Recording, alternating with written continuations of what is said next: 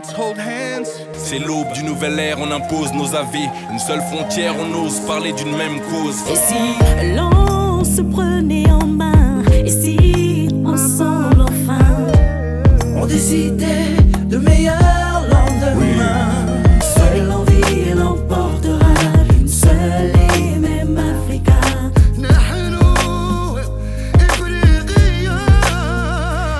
Unité, seule la vie, l'amour, la joie, seul l'avenir nous portera. I love you, Mama Africa. I just wanna say, yeah, Unité, say, unité. Africa be united. And I just want you to say, yeah, say, Africa be united. يسموها افريقيا يسموها القارة السوداء هذيك اللي عزيزة ليا يا ماما. Pena Kotonga, on a trop saigné, pissé sang et larmes. Bonsoir et bienvenue dans votre magazine Célébrité. Dans ce magazine, nous recevons des personnalités tant nationales qu'internationales. Des hommes et des femmes qui façonnent le monde. Nous décortiquons leur parcours, leur histoire. Ici, nous célébrons l'excellence, le succès et la réussite. Mesdames et messieurs, bienvenue dans Célébrité qui reçoit l'évêque Jean-Claude Goma Yeshua. Bonsoir et bienvenue dans Célébrité. Bonsoir. Alors, un habitué de cette émission, il y a quand même, il faut dire, il y a longtemps que vous êtes passé nous voir. Ben oui, c'est vrai. Voilà, alors c'est toujours un plaisir de vous avoir dans ce programme. Alors, évêque Jean-Claude Goma Yeshua, vous aviez suivi les médias ces 3 derniers mois. Qu'avez-vous retenu? Bon, je crois que, parlons d'abord de chez nous, au Congo. L'actualité, c'est beaucoup, un peu ces événements un peu curieux quand même, que les élèves ont vécu pendant ces derniers moments. Ça laisse tout le monde pantois, tout le monde interrogatif. D'ailleurs, il y a quelques-uns qui commençaient déjà à parler à la télé pour dire mais que fait l'Église? drôle de question.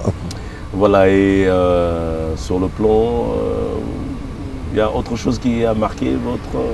Oui, bon, tout récemment,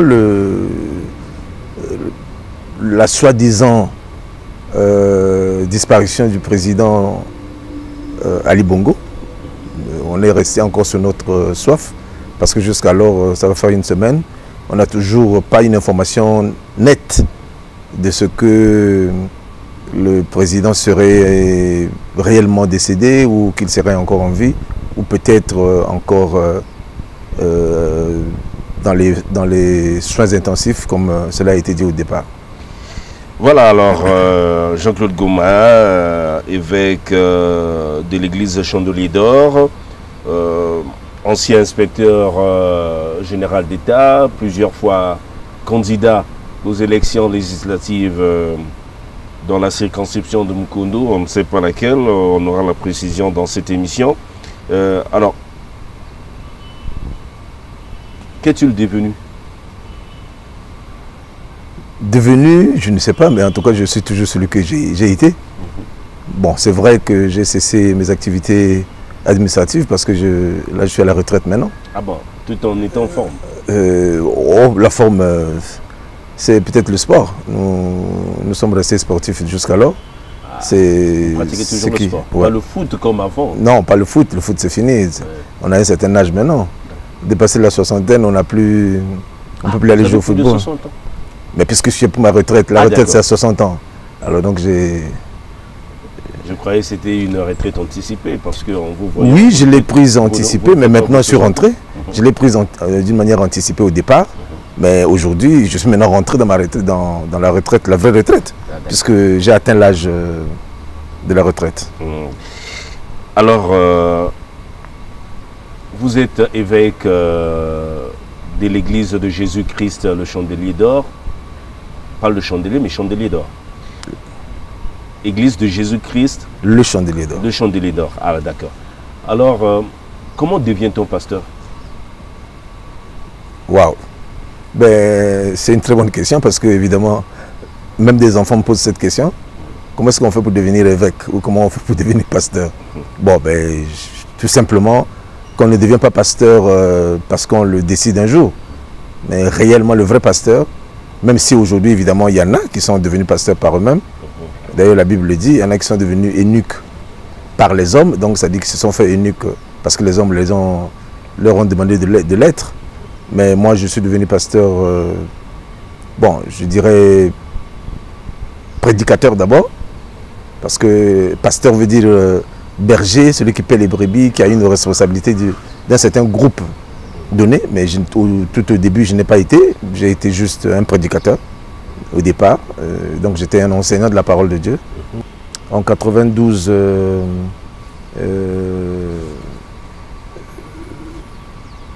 comme ça, a reçu la révélation qu'il fallait que je... Vous l'avez reçu par qui? Dieu? Ben, directement, oui. Le Seigneur m'a parlé comme ça un jour, un soir, pendant que j'étais chez moi à la maison. Et la révélation est venue. Toute la soirée, je suis resté un peu interrogatif là-dessus. Ensuite, j'ai posé des questions à des aînés.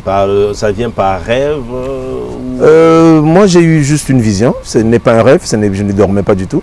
Mais pourtant, j'ai plutôt eu une vision directe de quelqu'un qui me parlait, qui me disait que tout simplement qu'il fallait que j'aille. Vous parlez en quelle langue? Dans ma langue maternelle? Pas maternelle, mais la langue française, puisque je parle beaucoup plus français que la langue maternelle. Donc je crois que c'est l'entretien. Moi je reçois ces mots-là en français directement. Parce que c'est... C'était quoi comme mot? Ben, que j'ai besoin de toi pour enseigner la parole de Dieu. Ah d'accord. Et puis... Et je ne suis pas encore affermi. Donc je ne suis pas encore un chrétien comme tel. Lorsque je reçois cette révélation, un soir chez moi. Et après, bon, j'en parle à mon oncle, qui est pasteur. Lui, il est pasteur de formation parce qu'il a été à l'école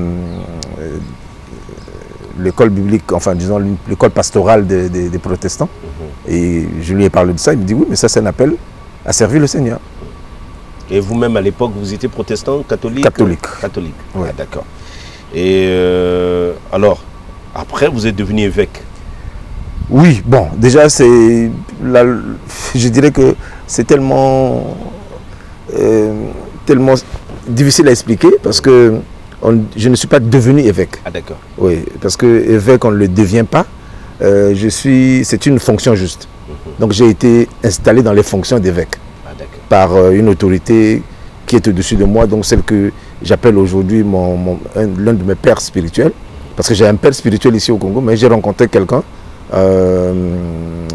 D'aucuns n'aiment pas ce mot-là, père spirituel. Ils pensent que, pour eux, ils estiment que le père spirituel, c'est Dieu.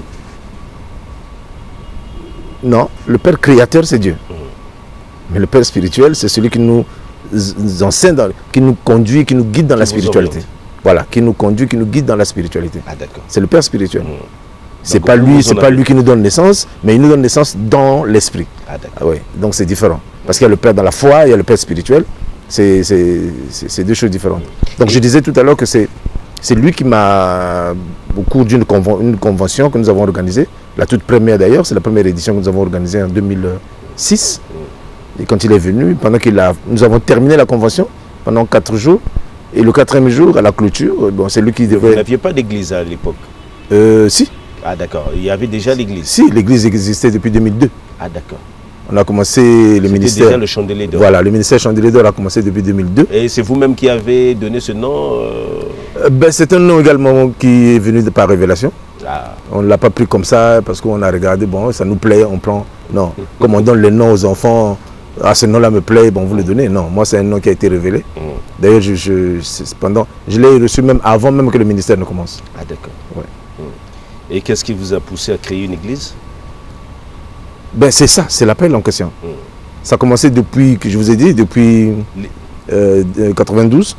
Bon, déjà, je vais ouvrir une parenthèse pour dire que lorsque j'avais 12 ans, j'avais déjà reçu un premier appel, à l'âge de 12 ans. Et vous avez résisté? Non, non, non, je n'ai pas résisté, au contraire. Au contraire, j'ai dit à mes parents que Dieu m'appelle à aller le servir. Mes parents en tant que catholique? Oui, catholique. Et j'avais 12 ans. Et donc, en tant que catholique, il n'y avait pas un autre lieu où je devais le servir si ce n'est à l'église catholique. Donc, pour arriver à le servir dans ces endroits, il fallait passer par le séminaire. Et donc, je suis allé au séminaire. J'ai été au séminaire à la cathédrale.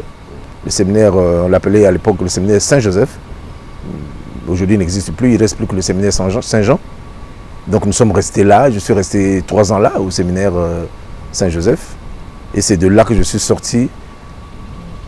Et après, vous avez quitté l'église catholique? J'ai quitté, non, j'ai quitté l'église catholique lorsque je suis rentré d'Europe.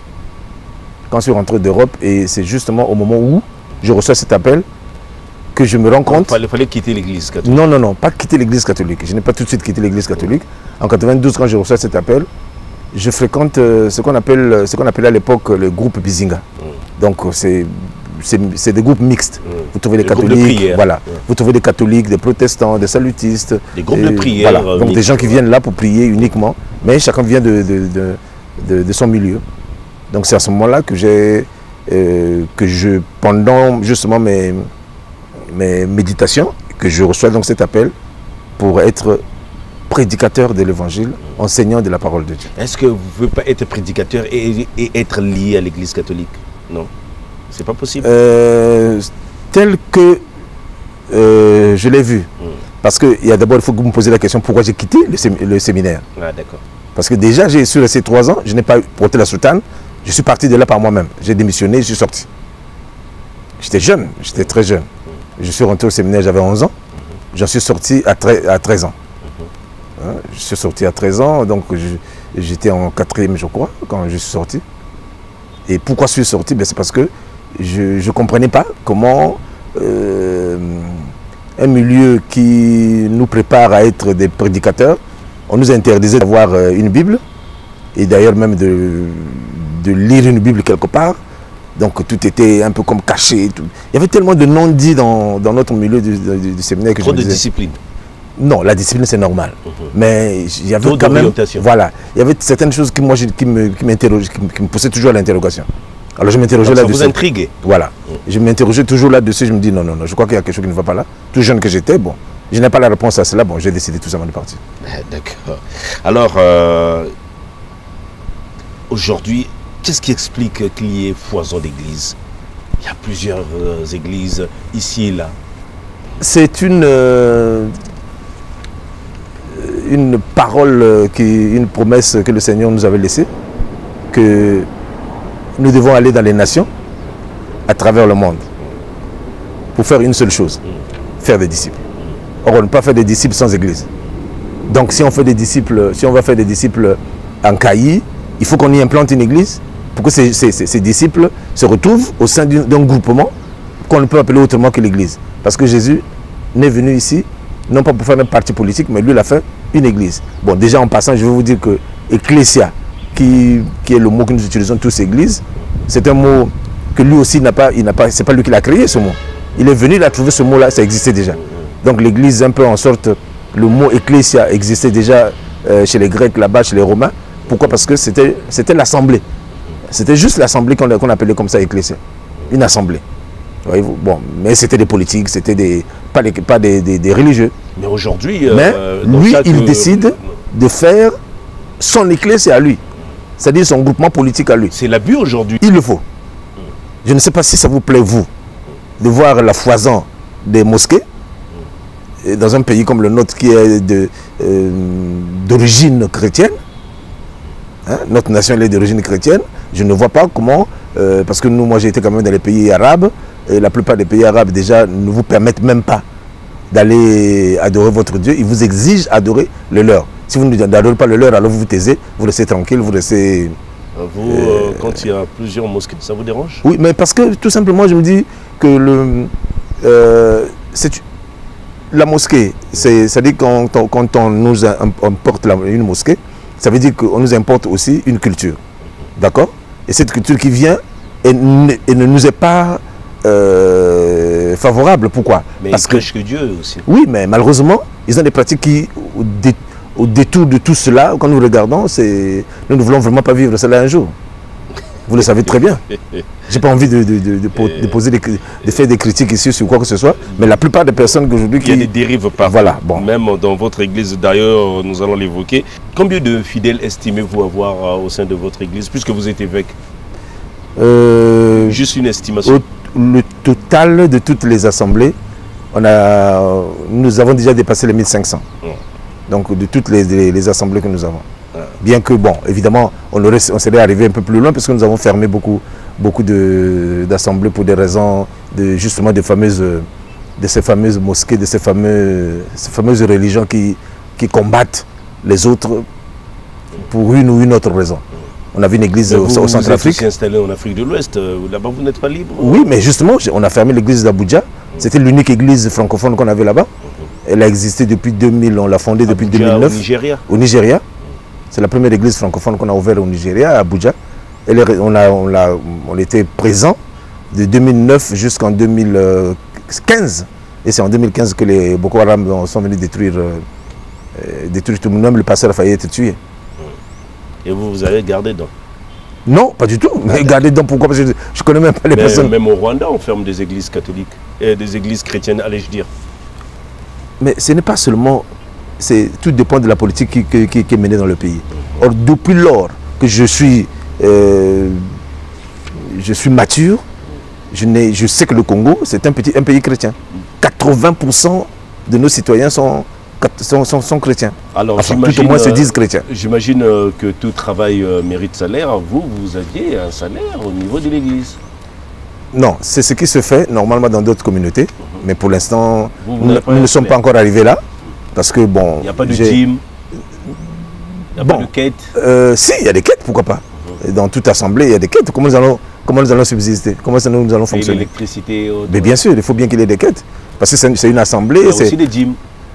Malheureusement, non. Pourquoi? Parce que nous pensons que la dîme, c'est quelque chose qui est de la loi, de l'ancienne loi. Et nous ne pratiquons pas la dîme, plutôt nous pratiquons la libéralité. Donc, la libéralité, c'est-à-dire nous donnons au-delà de la dîme. Si les gens donnent un dixième, nous, on a décidé de ne pas donner un dixième parce qu'un dixième, ça ne fait que nous appauvrir nous-mêmes. Mais nous avons décidé de faire de telle sorte que nous donnions au-delà du dixième. Donc la dîme n'est pas obligatoire? Non, elle n'est pas obligatoire. Non pas seulement elle n'est pas obligatoire, elle n'est pas pratiquée chez nous. Quelle est votre relation avec l'argent? Bon, je veux dire tout simplement la chose que tout le monde dit. L'argent répond à tout. Vous êtes d'accord avec moi? Donc, que vous soyez chrétien ou païen, l'argent répond à tout. Donc, là, tout à l'heure, vous m'avez posé la question si vous faites des collectes. Oui, on fait des collectes parce qu'on a besoin d'argent pour diriger cette grande assemblée qui se trouve dans plusieurs endroits de la nation et à l'étranger. Donc, par conséquent... Donc, ici, il faut dire que représente l'argent pour vous? Mais l'argent, c'est un serviteur pour nous. Tout simplement, l'argent nous sert pour faire face à nos challenges. Nous avons des projets, nous avons beaucoup de choses à faire, nous avons l'entretien même du peuple de Dieu qui est là. Parce que nombreux nous taxent de tout, mais nous avons des enfants que nous prenons en charge, par exemple, qui vont à l'école. Des universitaires qui sont avec nous à l'église et nous les prenons en charge. Nous payons leur scolarité et ces enfants finissent par aller à l'étranger et on continue à les prendre en charge même à l'étranger. Votre église fait partie de ce qu'on appelle en Afrique francophone église de réveil. Alors, cette dénomination vous inspire quoi? Église de réveil? Bon, je suis arrivé déjà, l'église de réveil existait quand j'ai commencé dans ma foi.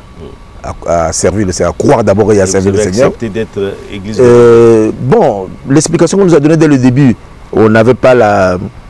Comme d'autres églises peut-être dormaient, étaient dans le sommeil, vous êtes venu pour réveiller. Bon, en réalité, cela ne vient même pas du Congo. L'église de réveil, ce mot vient plutôt de ceux qui ont commencé la foi chrétienne avant nous. Donc des pays anglophones, et qui ont commencé à... Parce que vous savez, il y a eu une rébellion pour que les protestants puissent exister, il y a eu une rébellion parce que tout le monde était au départ catholique. Il y a eu une rébellion à cause les lutteurs, voilà, il y a eu une rébellion et certains se sont dit non, non, non. Je crois qu'il y en a qui ne marchent pas selon la parole de Dieu, il y en a qui ne respectent pas la parole de Dieu et ces derniers ont protesté contre le reste du groupe. Ils sont sortis pour aller former ce qu'on appelle aujourd'hui les protestants. Bon, qui plus tard vont devenir des évangéliques. Les baptistes. Voilà, parce que les protestants, d'abord, justement, ils étaient d'abord tous protestants, et après, ils se sont séparés de nouveau, parce qu'il y en a qui croyaient plus au baptême. Chercher la vérité. Bon, oui, mais tout ça, c'est l'interprétation. C'est juste l'interprétation. Chacun a une commune interprétation de ce que nous avons comme socle, la Bible. Nous avons tous un seul élément sur lequel nous nous basons. On peut dire que dans la Bible, il y a la démocratie. Mais il y a ce peuple a cherché presque la liberté, la diversité dans les choix. Non. Dans les affaires de Dieu, il n'y a pas de démocratie. Dans les affaires de Dieu, il y a la théocratie. C'est Dieu au-dessus de tout et plus rien. Et plus la pluralité des églises chercher à créer parce qu'ici, on n'a pas trouvé son compte. On ne cherche pas à créer parce qu'on n'a pas trouvé son compte. Même lorsqu'on on a son compte, mais il faut qu'on ouvre parce que sinon, on n'atteindra pas les extrémités de la terre. Bon, attendez. Nous sommes ici à Brazzaville. Comment voulez-vous que nous puissions, par exemple, apporter l'évangile à Infondo? Mais c'est différent. Comme vous dites, chez les musulmans, on trouve deux branches. Oui. Peut-être les chiites et les sunnites. Mais vous en faites pas, il y en aura bientôt plusieurs. Ah bon? Oui. Bon, il y a aussi une troisième presse avec les DH. Vous en faites pas. Voilà pourquoi je vous dis qu'on en trouvera plusieurs. Parce qu'il suffira que quelqu'un pense qu'il interprète à sa manière ce qu'il lit dans le Coran. Et puis bon, c'est fini, il est illuminé. Bon voilà, les gens vont le suivre. Et si les gens le suivent, bon, c'est fini, on en fait toute une doctrine et puis voilà. Alors aujourd'hui, quel regard portez-vous sur l'église de Réveil? D'abord, le mot réveil, moi, ne me convient pas. Ouais, parce que chez nous... Ça vous inspire rien? Non. Moi, j'ai plutôt préféré. Lorsqu'on me demande, par exemple, quel type d'église vous êtes, bon, évidemment, les gens nous appellent l'église de Réveil, parce que nous sommes ce que nous sommes. Nous ne sommes pas catholiques, ni protestants, mais nous sommes évangéliques. Nous sommes un, évangéliques, et deux, pentecôtistes. Parce que nous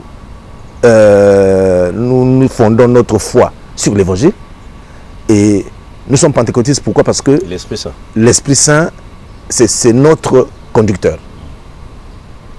Aucun homme ne conduit un autre si ce n'est l'Esprit de Dieu.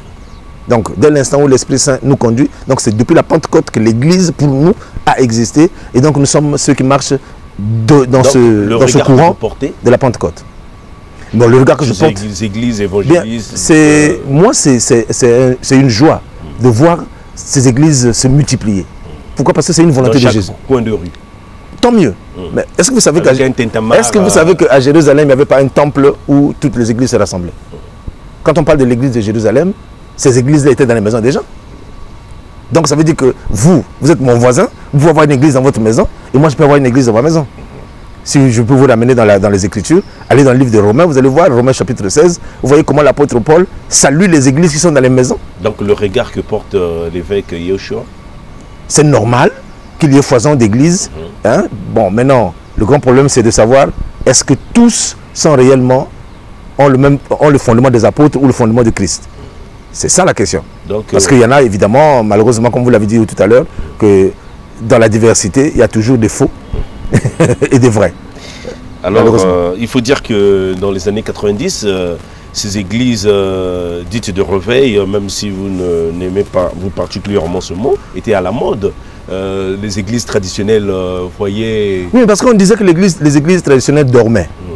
Que c'était mou, c'est juste ça. Bon, mais moi je ne pense pas que le réveil vienne de nous. On constate aujourd'hui, vous aviez déçu des pasteurs escrocs, des pasteurs occultistes, des pasteurs violeurs, des pasteurs briseurs de foyer. N'oubliez pas que le pasteur est un humain, d'abord. Et ensuite, je vous ai dit que ce n'est pas tout le monde qui est pasteur. Il y en a qui se sont... Mais voilà pourquoi je dis, il y en a qui se sont fait pasteurs. Parce que bon, comme le dit, j'ai un ami... Vous avez combien de gardes du corps? Parce qu'il y en a pour voir... il faut tout un protocole pour voir un pasteur. Vous m'avez vu arriver ici au volant de ma voiture? Vous m'avez vu arriver, non? Je suis arrivé au volant de ma voiture, moi-même, et seul dans ma voiture. Donc, je n'ai pas de garde du corps, je n'ai pas de... J'ai un chauffeur, c'est vrai. Et quand vous voyez les autres faire ainsi des gardes du corps, des protocoles pour voir le pasteur. Mais il y a une raison, je crois, qui les a menés à faire ça. Il y a de l'insécurité, par exemple. Si vous sentez une insécurité, vous allez toujours chercher quelqu'un pour vous protéger. Ah bon? Attendez, vous croyez que les grands ministres de Dieu comme les Oyedepo marchent seuls? Comme moi je suis en train de marcher? Moi je peux marcher tranquillement parce que je ne suis pas une célébrité. Même si vous m'invitez à célébrité, pour moi je ne me dis pas que je sois une célébrité. C'est vrai que j'ai l'évangile, je porte l'évangile, cela fait de moi une célébrité. Parce que en anglais on dit nous sommes des stars. Voyez-vous, des étoiles. Donc, parce que Abraham avait vu des étoiles, donc c'est nous les étoiles qu'il avait vues, qu'il avait comptabilisées pour être sa postérité. Si vous étiez une célébrité, il fallait avoir des gardes du corps. Mais je crois que c'est ce qui... C'est pas trop cher, non? Je crois que c'est... Mais non, de la chair. Mais non, c'est pas toujours de la chair. Imaginez-vous que vous êtes Dieu président. ne vous garde pas assez non. Supposons que vous devenez... pour vous garder. Supposons que vous devenez président de la République. Qu'est-ce que vous faites? Vous allez dire non, je ne veux pas. C'est pas possible. Le protocole voudra que ce soit comme ça. Donc il y a aussi des églises comme ça où il y a tellement du monde que le pasteur se sent en insécurité. Est-ce que vous savez que pendant que nous prêchons, il y a des gens qui saisissent par... vous tolérez les pasteurs assassins, les pasteurs rebelles, les pasteurs... Non. Ça, c'est maintenant le caractère de la personne. Ils utilisent la Bible dans leur rébellion, dans leur pastorat, je ne sais pas, pour convaincre. Il ouvre la Bible, il appuie ses arguments avec la parole de Dieu. Je suis d'accord avec vous. Je suis d'accord avec vous. Nous avons été avertis par celui que nous suivons, Jésus-Christ. Il nous a avertis que parmi vous, il y aura au milieu de vous des loups ravisseurs. Il brise même les foyers. Voilà. Un argument. Lui, il les a appelés comme ça, des loups ravisseurs. Il les appelle comme ça. Des loups vont rentrer dans votre milieu, mais ils ne seront pas de votre milieu. Mais ils vont arriver dans ce milieu-là. Ils vont se faire passer pour des vrais, mais des faux vrais. Et un autre constat, ils sont plus riches que même les fidèles. Mais justement parce qu'ils viennent pour accumuler. Ils viennent pour l'accumulation. Ils n'ont pas trouvé un autre moyen. Ils se disent, bah tiens, est-ce que vous savez que l'Église draine du monde? L'Église draine du monde. Vous ne pouvez pas vous imaginer, regardez au Nigeria, il y a une église au Nigeria, c'est la plus grande d'ailleurs du monde, qui vous fait rien qu'en un culte, en un seul culte, 5 millions de personnes. Un dimanche, quand vous vous levez comme ça, vous arrivez, il y a 5 millions de personnes qui sont assises, qui écoutent l'évangile dans un même lieu. Bon, imaginez-vous que ce monde-là, s'il n'y a pas une organisation où vous devez protéger le pasteur, ou bien le sécuriser, comment ça va se passer? Parce que tout le monde a tendance à penser que non, l'homme de Dieu est oint. Si je touche son vêtement, j'aurai ceci, mon projet sera arrangé. Parce que le Seigneur Jésus a dit, tel je suis, tel vous êtes. Or lui, il suffisait qu'on lui touche son vêtement et on était guéri par exemple d'une maladie où on recevait sa bénédiction. Qu'est-ce qui bâtit l'Église? La foi, le don de la prophétie? Non. Celui qui bâtit l'Église, c'est Jésus. C'est Jésus qui bâtit l'Église et tant que lui ne vous a pas appelé, ce que vous allez faire ne sera jamais l'Église du Seigneur. Ça sera votre Église à vous. Chaque pasteur a son thème. Miracle, relèvement, revêtement, prospérité. Chez vous, c'est quoi? Non, c'est pas que chacun a son thème. C'est pas un thème que nous avons. Tout à l'heure, je vous ai parlé de la révélation. L'Église n'est pas fondée sur des paroles comme ça, volantes, ou bien quelqu'un qui décide. Un matin, il regarde et il dit, bon, aujourd'hui, comment je fais pour avoir de l'argent? Alors je mets 2 tôles là-bas, puis après, bon, je commence l'église. Vous prêchez sur quoi? Le message... la propriété ou... Non. Je prêche le message que le Seigneur nous a laissé. La prospérité? Non. Allez faire de toutes les nations des disciples. Donc, mon message à moi, c'est faire de toutes les nations des disciples. Ça, c'est le message que nous avons tous reçu de la part du Seigneur. Maintenant, dans ce message, il y a une particularité que le Seigneur me donne de faire.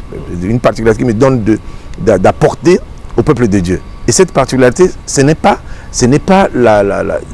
comment je vais dire, ce n'est pas que j'ai le monopole de la connaissance de cette partie que je vais apporter. Non.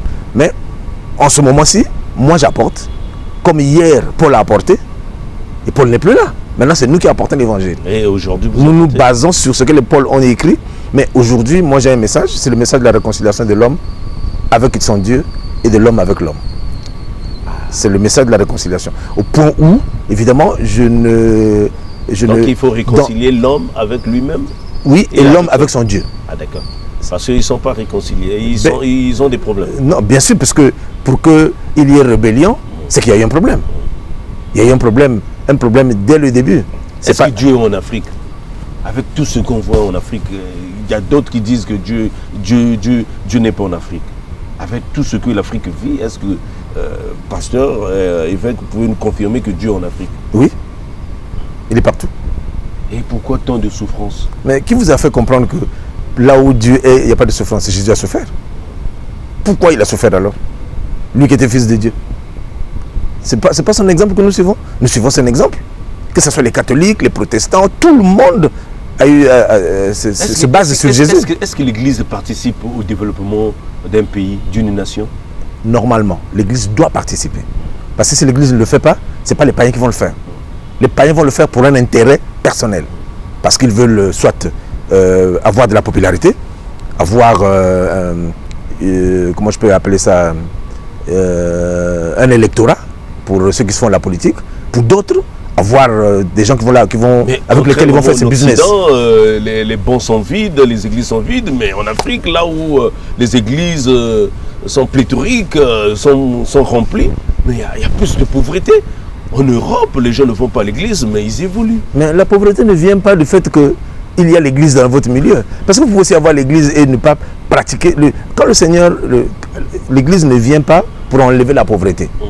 D'accord. L'or et l'argent appartiennent. Oui, l'église ne vient pas pour enlever la pauvreté dans la vie d'une personne pour qu'il devienne riche. Si il suffisait tout simplement que nous tous nous devenions riches, ben, vous imaginez combien de personnes seraient à l'église? Même ceux qui vont dans d'autres communautés ne seraient même pas là-bas, ils seraient venus là. Parce que, attendez, vous vous levez le matin, là vous êtes en face de moi parce que vous faites quoi? Parce que vous avez besoin d'avoir de l'argent.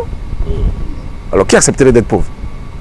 Pourquoi vous pensez que les chrétiens doivent accepter d'être pauvres et les autres non? Non. Moi je crois que l'Afrique n'a pas compris.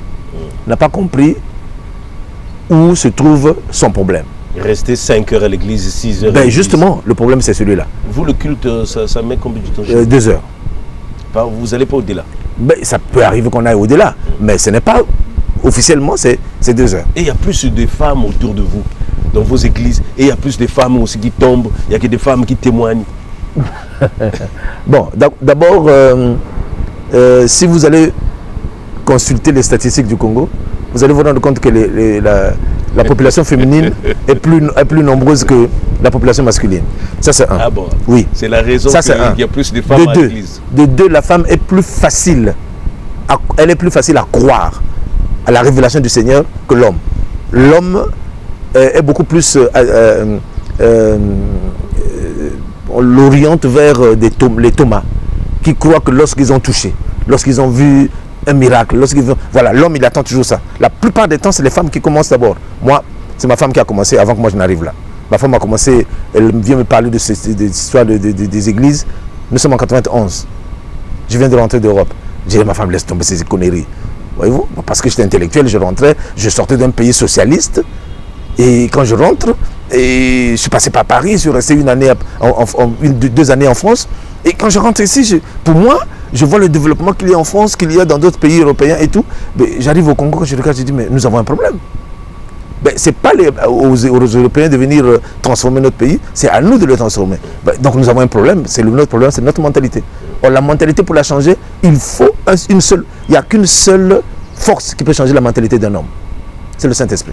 Ah bon? Oui, parce que le Saint-Esprit, il est le seul qui est capable de convaincre du péché et de la vérité.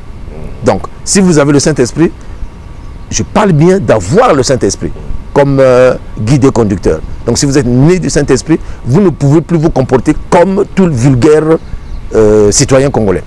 Vous allez avoir un autre comportement, d'abord vis-à-vis de la chose publique, deuxièmement vis-à-vis de l'autorité publique. Parce que... Donc, votre femme prêche aussi? Ma femme est prédicatrice. Donc, vous, mais pas pasteur? Non, elle est pasteur. Elle a un ministère de pasteur. Mais c'est devenu un peu une mode quand un homme est pasteur. Il y a toujours sa femme qui l'accompagne. Est-ce que c'est parce que dans vos églises, on trouve toujours des belles femmes avec claires qui sont souvent devant au premier banc? Et les femmes, peut-être pour voir que ça menace. Je ne réponds pas à votre question, mais je vous ramène au commencement. Je vous ramène au commencement. Dieu a créé l'homme. il n'y a pas de femme. Et puis un jour, il a dit, non, il n'est pas bon que l'homme soit seul, je lui ferai une aide semblable. Est-ce qu'il a dit, je lui ferai une femme?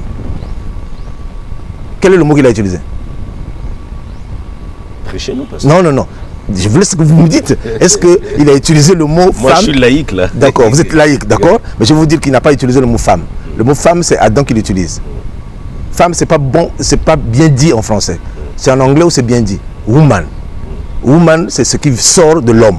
Woman. Ça sort de l'homme. Donc quelque chose qui est sorti de l'homme, c'est la femme.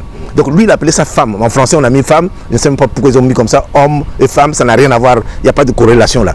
Mais en anglais, ça se dit bien. Man, woman. Donc vous voyez bien qu'il y a une relation. Donc ce qui est sorti de l'homme, c'est la femme. Donc il y a un complément. Ça veut dire quoi? Ça veut dire que la femme est là pour aider l'homme. Attendez, vous êtes... moi, je suis électricien. Et je vous demande de venir m'aider dans l'électricité, dans mon travail électrique, d'électricité. Si vous êtes maçon, comment vous allez faire avec moi?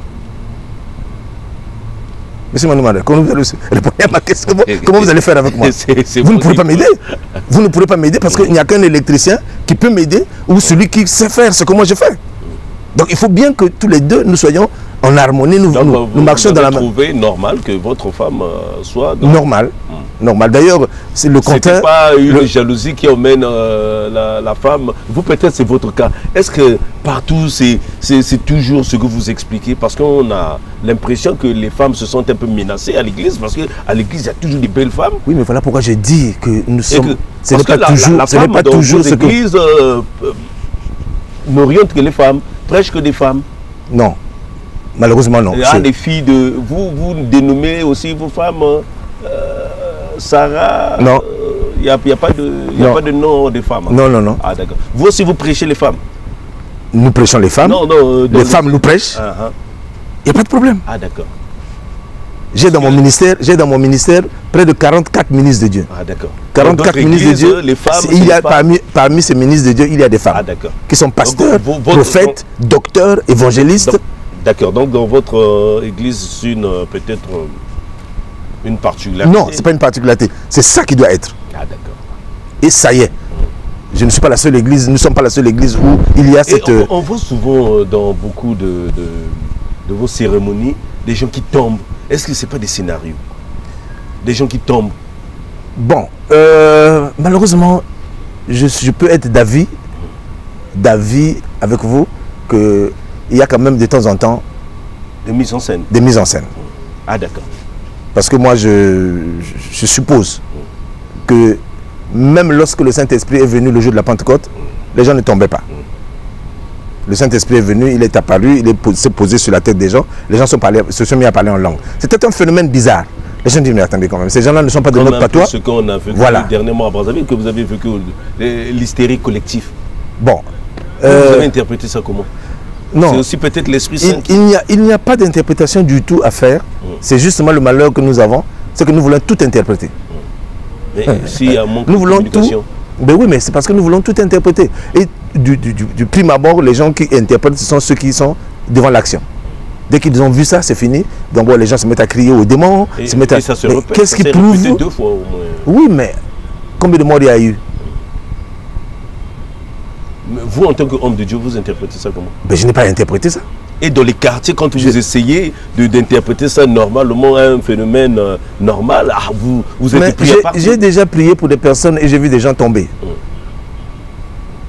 J'ai déjà prié pour une communauté, pour une assemblée. J'ai vu des gens tomber. Pourquoi la majorité des Congolais ne veulent pas entendre raison? Ce n'est pas nouveau. Vous avez essayé de faire entendre raison aux Congolais quand vous allez leur dire que c'est pas du nouveau, ça existait, vous serez pris à partir. Oui, c'est vrai. Parce qu'il y a de tout. Mais parce qu'il y a des gens qui ont une idée bien arrêtée de la personne qu'ils veulent vilipender. Je ne sais pas qui a écrit ce dicton qui dit « Celui qui veut noyer son chien l'accuse de rage ». Je ne sais pas de qui c'est, mais... Et les églises sont restées aussi calmes, les gens disent... Mais qu'est-ce que vous voulez que les églises fassent? Qu'ils interviennent pour pourquoi expliquer. Pourquoi? Est-ce que c'est la raison? Est-ce que la raison de l'église c'est ça? C'est aller intervenir lorsque quelqu'un passe dans la rue et les gens tombent et l'église doit aller là-bas pour aller expliquer ces choses? C'est pas ça la raison d'exister de l'église. Non. Et puis il y a des choses pour lesquelles je crois que nous devons passer, nous devons passer nos sentiments un peu taire nos sentiments d'abord. Regardez d'abord, puis s'il y a des personnes qui sont révélées, Ce sont celles-là qui vont se lever. Mais vous n'êtes pas révélé, vous vous levez. Moi, je n'ai pas été révélé, je vais aller dire quoi? Que c'est de la sorcellerie, c'est de la magie, c'est ceci. Mais moi, quand je prie pour les gens, quand les gens tombent, que je vais dire quoi? Ils vont s'interpréter ça de la même manière. En un mot, ce qui s'est passé, vous interprétez ça comment? Je n'interprète pas. Parce que je ne me permets pas d'interpréter ce que je ne comprends pas. Il fallait mener une enquête pour savoir. Pas du tout. La révélation vient de Dieu. Ouais, pendant que je suis là, je vois un événement. Si je demande au Seigneur, Seigneur, c'est quoi? Si le Seigneur me le révèle, gloire à Dieu. Mais le Seigneur ne va pas toujours nous révéler ces choses-là. Il y a des choses qu'il cache, qu'il ne montre pas. Est-ce que vous pouvez aussi gêner et puis le Seigneur aussi ne vous répond pas? Parce qu'il y a d'autres églises où on exige, il faut jeûner pour parler à Dieu, il faut se priver de nourriture. Bon, ça c'est notre débat. Si on engage ça ici, ça va être trop long, parce que moi j'ai un autre entendement aussi là-dessus. Ah d'accord. Bon, et pour l'instant, je ne suis pas en train de parler seulement aux chrétiens.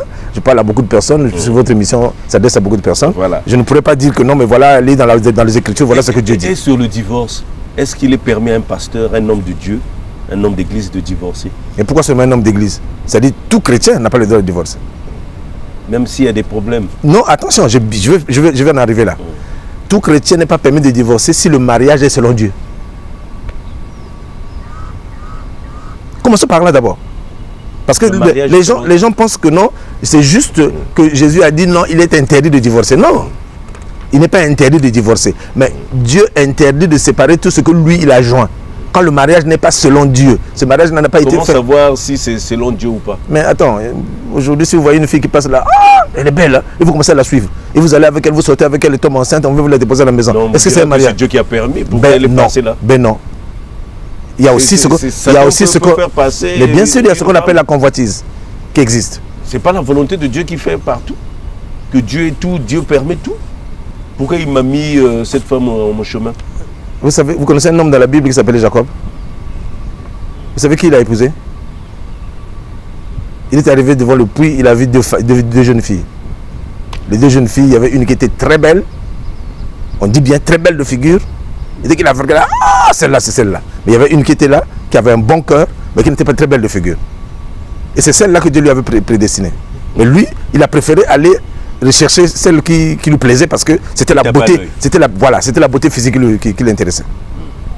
Mais comme c'était la volonté de Dieu de lui donner une autre femme, vous savez ce que Dieu a fait? Dieu a fait de telle sorte que la coutume de ce pays-là, on ne devait pas marier la sœur cadette si la sœur aînée n'était pas encore mariée. Et là tout de suite, on a donc donné Léa à Jacob. Et quand il se rend compte, que ça en est ainsi, alors il dit mais vous m'avez eu là. Mais malheureusement pour lui, on lui demande encore de travailler 7 ans pour prendre l'autre femme. Mais quand vous regardez la finalité, c'est que Jacob ne finit pas sa vie avec Rachel, mais c'est avec Léa. Et puis c'est de Léa qu'il va avoir la postérité, non pas avec Rachel. Alors, un autre constat, vous vous aimez pas du tout. Comment ça? Entre les hommes de Dieu. Ben non. Il y a de la jalousie, la calomnie. Oui, mais ce n'est pas une raison pour ne pas s'aimer. Pourquoi il y a tant de haine? Votre femme ne vous jalouse pas? Dans votre église? Non, répondez-moi. Vous êtes des modèles, vous êtes des exemples, vous êtes des modèles. Oui, il y a ce que je vous ai dit tout à l'heure au commencement. Je vous ai dit au commencement que nous avons un problème de caractère. Il faut faire attention parce que le caractère définit qui nous sommes. Vos relations sont... je bénis le Seigneur parce que je ne crois pas que j'ai quelqu'un que j'ai traité d'ennemi et que je ne puisse pas porter ou saluer ou fréquenter ou non. Je ne pense pas. Vous êtes bon chic, bon genre. Alors, vous dansez? Oui, à l'église. Ah d'accord, vous ne dansez pas ailleurs? Je ne vais pas en boîte de nuit. Ça fait... Même à la maison, vous ne pouvez pas mettre une musique. Est-ce que vous êtes musique? Vous écoutez? Oui, j'écoute. Quel est le disque actuellement que vous écoutez? Non, je n'écoute pas des disques, ce qu'on appelle des disques mondains. Et encore que c'est à tort que les gens disent ça. Mais des disques qui sont des chansons qui sont composées et chantées par des profanes, qui ne sont pas donc de l'église. Mais moi j'écoute plutôt la musique chrétienne, la musique... bon, et encore de l'évangile? Non, la musique chantée par des chrétiens. Ah d'accord. Voilà. Mais ces musiciens-là ne sont pas chrétiens. Ils se disent que petit frère Yésus, frère Yésus, tout ça. Entre ce que nous disons et ce que nous sommes, entre ce que nous disons et ce que nous sommes réellement, il y a quand même un fossé, un grand fossé. Donc vous dansez, vous choisissez... C'est pour ça que je n'aime pas juger les gens. Quelqu'un peut être de l'autre côté et puis demain matin se retrouver avec moi dans le sein d'Abraham et je ne peux pas le juger. Jean-Claude Goma, Yeshua, Gris-Gris ou Jésus-Christ? Est-ce que le Gris-Gris, ça existe au sein de l'église? On en parle. Les fétiches. On en parle, mais moi je n'ai jamais, jamais pratiqué, je peux vous dire. En tant qu'observateur, oui, vous pouvez dire que ça c'est... Non. C'est pas de Dieu. Je ne peux pas me targuer cette révélation-là pour dire que non, j'ai reçu la révélation que celui-ci est dans les fétiches, celui-ci pratique telle chose. Non. Moi je crois que je fais un peu comme Gamaliel. Hein? Je fais comme Gamaliel, je regarde. Et si je sais que la chose, là, si elle est de Dieu, elle va persister. Si elle n'est pas de Dieu, elle va s'éteindre. Vous ne dansez pas de musique chrétienne, pas de gris-gris. Non. Vous êtes whisky, vin, bière, bon. Limonade, juste l'eau. Je prends de l'eau. Actuellement, je prends de l'eau à cause de ma santé. C'est juste le médecin qui m'a interdit de prendre tous les jours. Je prenais du jus auparavant. Je pouvais prendre du champagne quand je vais dans des cérémonies. À un mariage, par exemple. Plusieurs fois, j'ai été dans les cérémonies avec le chef de l'État. Bon, on m'offre un petit champagne, je prends. C'est pas que je veux me saouler la gueule là-dessus. Bière? Pas de bière. Whisky, non? Pas de whisky. Vin? Quelquefois du vin et du champagne. D'accord. C'est pour la première fois qu'un pasteur nous dise que le champagne au moins... vous avez un problème avec l'alcool? Non, c'est souvent, il y a des pasteurs qu'on reçoit. Oui, mais ils ont reçu la révélation. C'est interdit. Paul a reçu la révélation. Écoutez-moi. Paul a reçu la révélation comme quoi le Seigneur lui a dit de ne pas prendre d'alcool. Il ne prend pas l'alcool. Est-ce que la Bible Mais il n'a pas interdit aux autres de ne pas en prendre. Mais cependant, il dit par exemple à son fils Timothée, il dit non, toi tu peux prendre un peu, parce que tu as un problème d'estomac. Mais il n'a pas dit que c'est pour autant qu'il fallait se mettre là dans une église. Bon, allez, aujourd'hui nous allons prendre la bière, aujourd'hui nous allons prendre l'alcool, comme on le font dans certaines soi-disant églises. Mais ce ne sont pas des églises, je mets entre guillemets, parce que déjà une église, vous ne pouvez pas aller fonder toute une communauté, toute une congrégation uniquement sur la prise de l'alcool. C'est pas possible. Voilà, alors, évêque, nous allons vers la fin de notre programme. Alors, on vous a vu plusieurs fois candidat aux élections législatives. Vous, homme de Dieu, est-ce qu'il est permis à un homme d'église de faire la politique? Oui. La politique, là vous êtes fait de la politique, moi je la fais également. Vous savez ce que nous faisons là, c'est la politique. C'est quoi la politique? C'est l'art de gérer la cité. Là, nous sommes en train de gérer la cité, nous sommes en train de débattre des problèmes de la cité. C'est-à-dire comment les gens doivent se comporter, comment les gens ne doivent pas se comporter, ainsi de suite. C'est la gestion de la cité. Nous sommes en train de décider sur la gestion des hommes que nous avons sur notre responsabilité. Donc, le fait que j'ai autour de moi 2000 personnes, c'est pas rien. Donc, jusqu'à aujourd'hui, vous ne regrettez pas vos engagements politiques? Non. Ça a été une bonne expérience. C'était une bonne expérience d'ailleurs qui est biblique. Parce que si les chrétiens pouvaient être tous à des postes de commandement, je crois qu'avec le cœur des chrétiens, je dis bien chrétiens, parce qu'il y en a qui ne sont pas chrétiens mais qui se disent chrétiens. Parce que ce n'est pas le fait de fréquenter une église ou d'aller que ses parents soient pasteurs quelque part. Bon, on se dit chrétien. Moi aussi je suis chrétien, mon père a commencé la communauté. Non, c'est pas ça.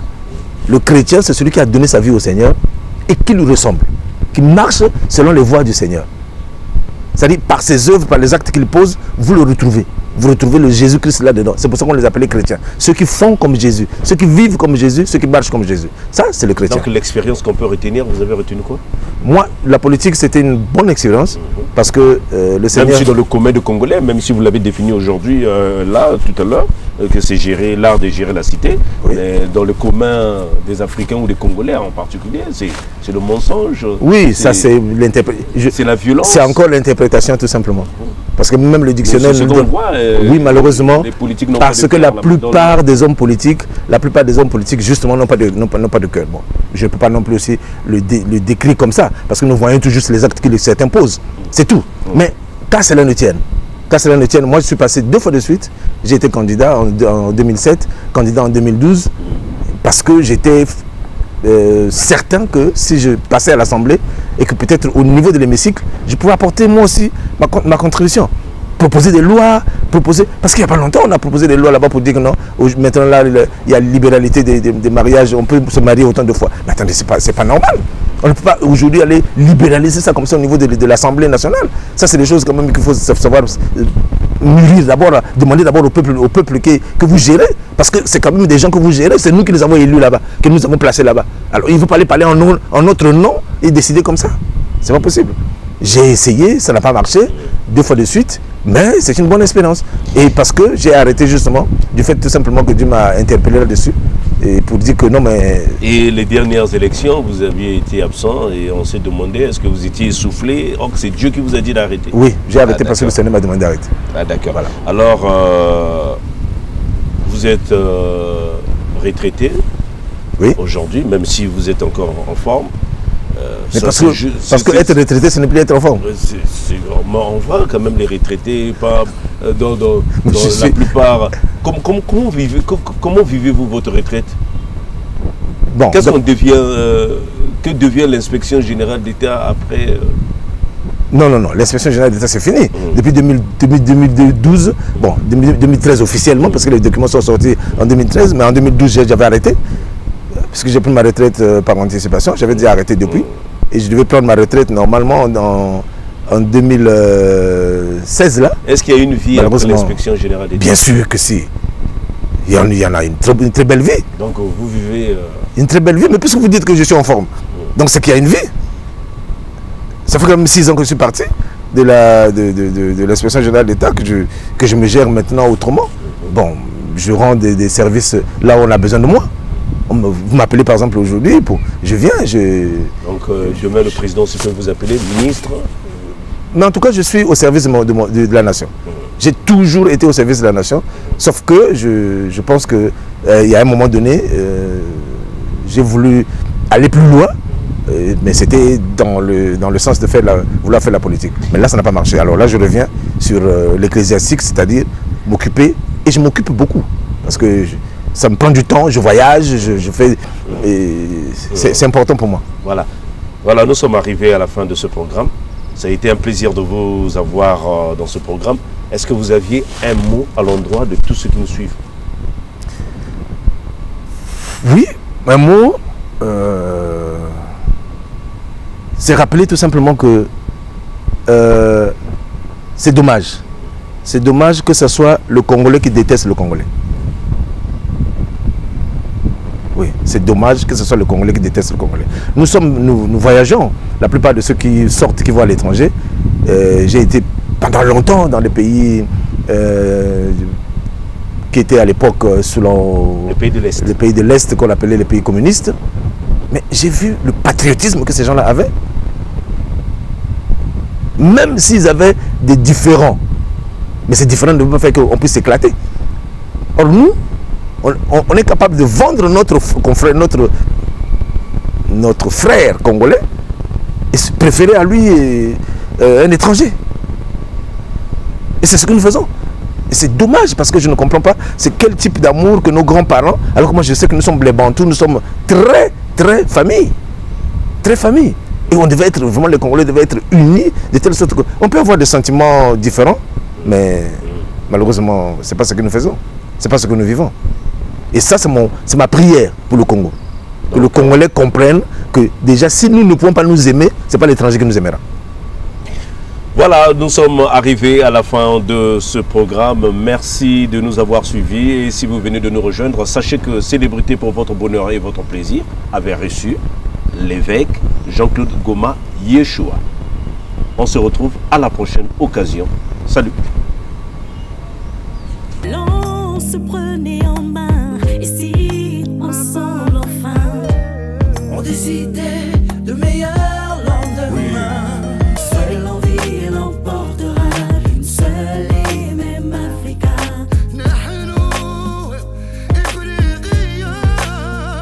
Unité, seule la vie, l'amour, la joie, seul l'avenir nous portera. I love you, Mama Africa. I just wanna say, yeah, say, Africa be united.